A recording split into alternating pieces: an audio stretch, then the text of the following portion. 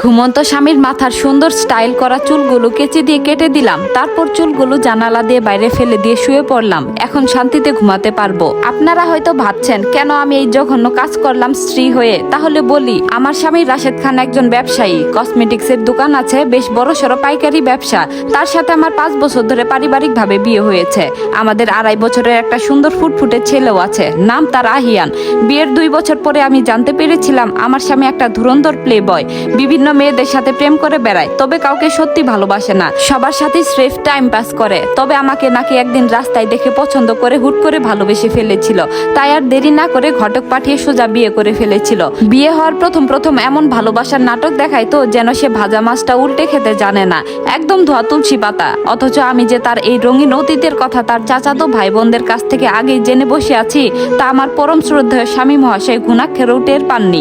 বিয়ের পরেও বাইরে গিয়ে মেয়েদের সাথে হালকা লাইন মারার চেষ্টা করতো ঠিকই, তবে বাড়ির ভেতরে আমার সামনে কোনোদিন ফোন টিপতে পারতো না, কারণ আমাকে সে একটু ভয়ই পেত বলা চলে। আমি সবসময় তাকে কথায় কথায় খোঁচা দিতাম, একটু কিছু উল্টো পাল্টা দেখলেই ঝগড়া না করে মুখ হারি করে কথা বলা বন্ধ করে দিতাম।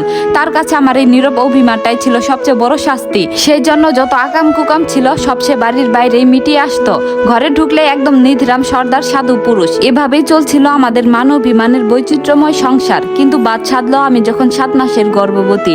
সেদিন হাতে নাতে জানতে পারলাম সে এখন অন্য একটা মেয়ের সাথে ফোনে ফিস করে কথা বলে। ব্যাস, আর যাই কোথায়। রাগে দুঃখে আমি খাওয়া দাওয়া বন্ধ করে দিলাম। এক কাপড়ে বাপের বাড়ি চলে যাওয়ার জন্য আলমারি থেকে ট্রলি ব্যাগ টেনে বের করে কাপড় গোটানো শুরু করলাম। আমার ওই দশা দেখে রাশেদ সোজা দৌড়ে এসে আমার পায়ে ধরে হাউমাউ করে কেঁদে ফেলে বলল, আর কোনোদিন করবো না লক্ষ্মীটি, জীবনে আর কোনোদিন কোনো মেয়ের দিকে ফিরেও তাকাবো না। আসলে আমিও লোকটাকে নিজের অজান্তে বড্ড ভালোবেসে ফেলেছিলাম। মুখে কোনোদিন সোজা করে বলা হয়নি বলে কেউ হয়তো বোঝেনি, কিন্তু বুকের ভেতর তার জন্য ভালোবাসাটা ছিল একদম খাঁটি। তাই তার ওই করুণ চেহারা আর কান্না দেখে মনটা গলে জল হয়ে গেল। মাফ করে দিলাম। সেও আমার মাথায় হাত রেখে প্রতিজ্ঞা করলো আর কোনোদিন কোনো ভুল করবে না। সংসার আবার আগের ছন্দে ফিরে এলো। আমার কোল আলো করে এলো ফুটফুটে ছেলে আহিয়ান। এখন ছেলের বয়স 2.5 বছর। সারাদিন বাচ্চার পেছনে দৌড়াদৌড়ি আর সংসারের কাজ সামলাতেই আমার দিন পার হয়ে যায়। আজ রাতে রাশেদ দোকান থেকে একটু দেরি করেই ঘরে ফিরলো। ফ্রেশ হয়ে টেবিলে খেতে বসলো সে। আমি ওকে খাবার বেড়ে দিয়ে আহিয়ানকে ঘুমানোর জন্য শোবার ঘরে নিয়ে গেলাম। ছেলেকে বিছানায় শুয়ে থাপড়াতে হঠাৎ দেখি আমার স্বামীর ফোনটা বিছানার এক কোণে পড়ে আছে। হয়তো তাড়াহুড়া করে খেতে যাওয়ার সময় পকেট থেকে পড়ে গেছে। আমি ভাবলাম ফোনটা তুলে টেবিলের উপর রেখে আসি, কিন্তু মোবাইলে হাত দেওয়ার আগেই হঠাৎ স্ক্রিনটা জ্বলে উঠলো। টুম করে একটা মেসেজ আসলো, অপরিচিত একটা নম্বর। কৌতূহল সামলাতে না পেরে স্ক্রিনের দিকে তাকাতেই আমার পুরো শরীর হিম হয়ে গেল। পরক্ষণে রাগের রগগুলো আমার রিডি করে উঠলো। মেসেজে লেখা, চুলগুলো এত সুন্দর সিল্কি, শুধু মন চায় সারাদিন মাথায় হাত বুলিয়ে দেই। কালকে আবার দোকানে আসবো, বাই। মেসেজটা পড়া মাত্রই আমার মাথার রগ যেন ফেটে যাওয়ার উপক্রম হলো। ছেলের বাপ হয়ে গেছে, 2.5 বছরের বাচ্চার বাবা, তাও তার আগের পুরনো অভ্যাস চুল পরিমাণ কমেনি। ওই মুহূর্তে রাগে আমার বুকটা ধপধপ করছিল, চোখে জল এসে গিয়েছিল থিল করে। একদিকে প্রতারিত হওয়ার তীব্র কষ্ট, অন্যদিকে নিজের ভালোবাসার মানুষকে অন্য কেউ হাত ছোঁয়াবে, এই ভাবনায় বুকের ভেতরটা জ্বলে পুড়ে ছারখার হয়ে যাচ্ছিল। এই জন্যই তো বলি, বেটা ইদানিং সকাল সন্ধ্যা আয়নার সামনে দাঁড়িয়ে বাবরি চুলগুলোতে তেল সিরাম মেখে এত স্টাইল মারে কেন? ঘন্টার পর ঘন্টা চিরুনি দিয়ে চুল আঁচড়ায় যেন কোনো রাজকুমার। এতক্ষণ সব রহস্য পরিষ্কার হয়ে গেল আমার কাছে। চোখের কোণে জমা রাগের জলটা আঁচল দিয়ে সজোরে মুছে ফেললাম। না, কান্নাকাটি করে লাভ নেই। এবার আর বাপের বাড়ি যাওয়ার ব্যাগ গোছাবো না। এবার একদম মূল গোড়ায় হাত দেব। তখনই আমি মনে মনে শক্ত সিদ্ধান্ত নিলাম, আমার হকের জিনিস আমার স্বামী, তার দিকে অন্য কাউকে চোখ তুলে তাকাতে দেব না। আর ওই সিল্কের চুলে হাত দেওয়া তো দূরের কথা। খাওয়া দাওয়া শেষ করে রাশেদ ঘরে এলো। আমার মুখের থমথমে ভাব দেখে হয়তো একটু চমকেছিল, কিন্তু আমি ঘুণাক্ষরেও কিছু বুঝতে দিলাম না। উল্টো খুব মিষ্টি এসে বললাম, অনেক রাত হয়েছে, ঘুমিয়ে পড়ো। ঘন্টাখানেক পর চারপাশে একদম নিস্তব্ধ, ঘরের আলো নিভানো, শুধু জানালার ফাঁক দিয়ে চাঁদের হালকা আলো এসে পড়েছে বিছানায়। রাশেদ এক পাশে গভীর ঘুমে আচ্ছন্ন, মাঝে মাঝে হালকা নাক ডাকার শব্দ হচ্ছে। আমি খুব সাবধানে বিড়ালের মতো নিঃশব্দে বিছানা থেকে উঠলাম। ড্রয়ার খুলে সেলাইয়ের বড় কেজিটা হাতে নিলাম। ধারালো কেজিটার উপর চাঁদের আলো পরে এক মুহূর্তের জন্য চকচক করে উঠলো। আমি ধীর পায়ে বিছানার পাশে এসে দাঁড়ালাম। রাশেদের মুখের দিকে তাকালাম। আহা, কি নিষ্পাপ মুখ, আর মাথার উপর ছড়িয়ে ছিটিয়ে আছে তার অতি প্রিয় ঘন সিল্কি সেই বাবরি চুল, যে চুল নিয়ে তার অহংকারে শেষ ছিল না, আর যে চুলের প্রেমে বাইরের এক ছুরি হাবুডুবু খাচ্ছে। মনে মনে বললাম, দাঁড়াও, দেখাচ্ছি মজা। পরপর করে কেজি চলতে লাগলো। গভীর ঘুমে আচ্ছন্ন রাশেদ একটু নড়ে চড়ে উঠলো ঠিকই, কিন্তু ক্লান্তি আর ঘুমের ঘরে টেরই পেল না তার প্রিয় বাবরি চুল একে একে বিছানায় খসে পড়ছে। আমি খুব যত্ন করে একদম বাটি সাট স্টাইলে তার এক পাশে চুল পুরো সাফ করে দিলাম। কাটা চুলগুলো মুঠো করে ধরে জানালার কাছে গেলাম। পর্দাটা সরিয়ে একটানে সব চুল বাইরে বাইরের অন্ধকারে ফেলে দিলাম। বাতাস সেগুলো উড়িয়ে নিয়ে গেল কোথায় যেন। হাতটা ঝেড়ে নিয়ে কেচিটা ড্রয়ারে রেখে আবার স্বামীর পাশে এসে শুয়ে পড়লাম। এবার রাশেদের মাথার ফাঁকা অংশটার দিকে তাকিয়ে নিজের অজান্তে খিলখিল করে হাসি পেয়ে গেল। পরক্ষণে বুক ঢেলে একটা স্বস্তির নিঃশ্বাস বের হলো। যাক, যার জন্য এত বাহানা সেই বাবরি চুলি তো আর রইল না। দেখি কালকে দোকানে এসে কে কার চুলে হাত বুলায়। চোখ দুটো বুঝে আসছিল আমার। সত্যি এখন একদম শান্তিতে ঘুমাতে পারবো। তবে আসল নাটক তো তোলা রইল আগামীকালের সকালের জন্য। সকালের সূর্যটা মনে হয় একটু আগেই উঠে গেছে। জানালার পর্দা ফাঁক করে আলো এসে সোজা রাশেদের মুখে পড়েছে। আমি কিন্তু ভোর থেকে জেগে আছি। বিছানায় শুয়ে শুয়ে ছোট ছেলেকে বুকে জড়িয়ে ধরে শুধু ঘড়ির কাঁটার দিকে তাকাচ্ছি আর মনে মনে হাসছি। রাশেদ ঘুম থেকে উঠার পর কি ঘটতে চলেছে সেই দৃশ্য দেখার জন্য আমার আর তর্সই ছিল না। সকাল 8টা বাজতেই রাশেদ আলতো করে চোখ ডলতে ডলতে উঠে বসলো। হাত দুটো মাথার পেছনে নিয়ে একটা লম্বা হাই তুললো। আর ঠিক তখনই বাঁধলো গোলমাল। হাত মাথায় দিয়ে রাশেদ থমকে গেল। চুলে হাত বোলাতে গিয়ে দেখে ডান পাশের মাথার পুরো ফাঁকা, মসৃণ চামড়া ঠেকছে হাতে। রাশেদ বলে উঠলো, কি হলো কি? রাশেদ চট করে হাতটা নামিয়ে এনে আবার মাথায় হাত দিল। এবার দুই হাতে পুরো মাথা ডলতে লাগলো। আমি চাদরটা বুকের উপর টেনে ধরে খুব নরম গলায় বললাম, কি হয়েছে গো, অত ছটফট করছো কেন সকাল সকাল? রাশেদ আমার কথা শুনতেই পেল না। এক লাফে বিছানা থেকে নেমে সোজা ড্রেসিং টেবিলের আয়নায় গিয়ে সামনে দাঁড়ালো।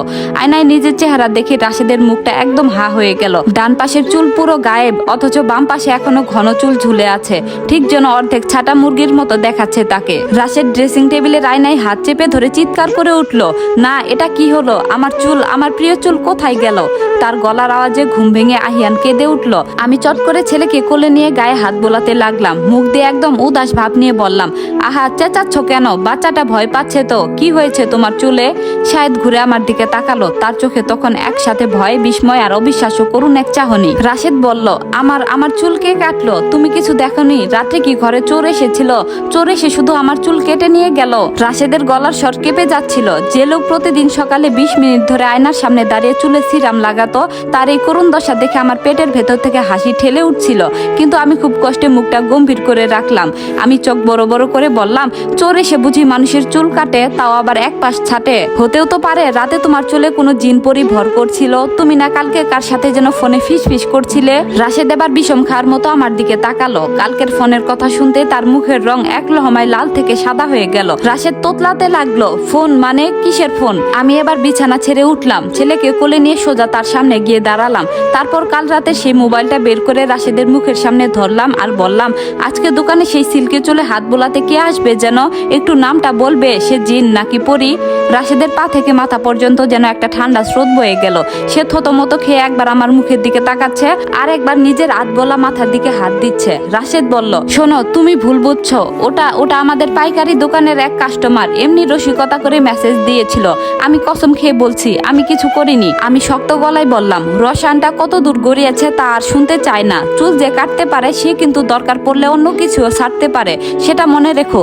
রাশেদ ভয়ে গিলগিল করে গলার থুতু গিলল। ঠিক তখনই দরজায় কড়া নাড়ার শব্দ হলো। ও রাশেদ, ঘরে আছিস নাকি রে? বাজার থেকে ফেরার পথে ভাবলাম একটু চা খেয়ে যাই। গলার আওয়াজ শুনেই রাশেদের মাথার ঘাম পায়ে পড়লো। বাইরে দাঁড়িয়ে আছে তার মেজো চাচা। এলাকা শুদ্ধ মানুষকে খবর দেওয়ার জন্য উনি একাই 100। রাশেদ ভয়ে হাত জোর করে আমার দিকে তাকিয়ে বলল, আমায় বাঁচাও। চাচা যদি এই হালে দেখে আমার আর মান সম্মান কিছু থাকবে না। দোকানেও মুখ দেখাতে পারবো না। তার এই অসহায় চেহারাটা দেখে এতক্ষণ ধরে চেপে রাখা রাগটা যেন এক নিমিষে জল হয়ে গেল। লোকটাকে আমি যতই শাসন করি না কেন, সত্যি তো বড্ড ভালোবাসি।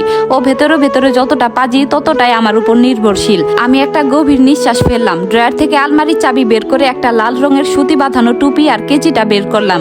আমি হুকুম দিলাম, সোজা হয়ে বসো। রাশেদ একদম বাধ্য ছেলের মতো মেঝের উপর হাঁটু মুড়ে বসলো। আমি কেচিটা হাতে নিয়ে তার বাম পাশের বাকি ঝুলন্ত বাবরি চুলগুলোতে একটানে পোঁছ দিলাম। রাশেদ প্রায় কেঁদেই ফেললো। আহা, আস্তে। আমি ধমক দিয়ে বললাম, চুপ। এক পাশের চুল নিয়ে টুপির বাইরে বের হলে ছাগলে মোড়ানো মাথা মনে হতো, এখন পুরো মাথা সমান করে দিলাম, একদম আর্মি কাট। 10 মিনিটের মধ্যে রাশেদের পুরো মাথা একদম ছোট করে ছেটে দিলাম। কাটা শেষে তার মাথায় সেই লাল টুপিটা ভালো করে বসিয়ে দিয়ে বললাম, চাচাকে গিয়ে বলো কাল রাতে হঠাৎ ভীষণ মাথা ব্যথা হয়েছিল, তাই গরমের ঠেলায় মাথা পুরো ন্যাড়া করে টুপি পরে আছি। রাশেদ টুপিটার উপর হাত দিয়ে একবার আয়নায় তাকালো। একদম বাটি ছাট হলো। আগের ওই উদ্ভট রূপটার চেয়ে অনেক ভালো দেখাচ্ছে। সে আয়না থেকে মুখ ফিরিয়ে হঠাৎ আমার হাত দুটো চেপে ধরলো। আমি তার চোখের দিকে তাকালাম। এই মানুষটার উপর রাগ করা যায়, কিন্তু বেশি দিন রাগ ধরে রাখা যায় না। আমি মুচকি হেসে হুমকি দিলাম, এরপর থেকে যদি কোনো মেয়ের মেসেজ ওই ফোনে দেখি তবে শুধু চুল না, চিরুনির মতো তোমার কপালও ঘষে দেব। রাশেদ বলল, দোকানে আমাকে দেখে এখন তো এমনিতেই মেয়ে কাস্টমার কম আসবে, কথাটা শুনে আমি আর সামলাতে পারলাম না, ফিক করে হেসে ফেললাম। আমার হাসির শব্দে আহিয়ানো ছোট ছোট হাত দুটো উপরে তুলে খিলখিল করে হেসে উঠলো। দরজার বাইরে থেকে চাচা আবার ডেকে উঠলেন, কিরে রাশেদ, তোদের ঘরে কি ঝামেলা বাঁধলো নাকি? এত কিসের কথা? রাশেদ বলল, আরে আসছি চাচা, বউ টুপি পরাচ্ছে। রাশেদ চট করে মাথায় টুপিটা আরো একটু টেনে চেপে ধরে দৌড়ে গেল। আমি ঘরের কাটা চুলগুলো ঝাড় দিতে দিতে একটা স্বস্তির নিঃশ্বাস ফেললাম। জানি না এভাবে আর কতদিন তাকে সামলে রাখবো। গল্পটি কেমন লাগলো জানাবেন। এটি ছিল গল্পের প্রথম পর্ব, আর পরবর্তী পর্বটি আজকে পোস্ট করা হবে। ধন্যবাদ।